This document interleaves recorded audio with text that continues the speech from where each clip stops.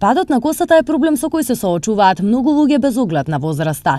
Недостатокот на витамини, стрес, различните третирања на кои се изложува влакното, но и неквалитетните козметички производи. Сето тоа на крај може да доведе до губење на косата. Нормалното губење на косата е најизразено во есен, кога влакното се обновува.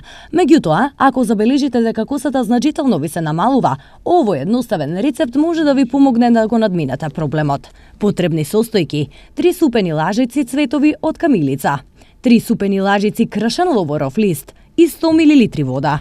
Цветовите камилица и ловоровите листови ставете ги во врела вода. Се заедно нека врие околу 2 минути, потоа на собна температура. Нека отстои околу 3 часа, па на крај процедете.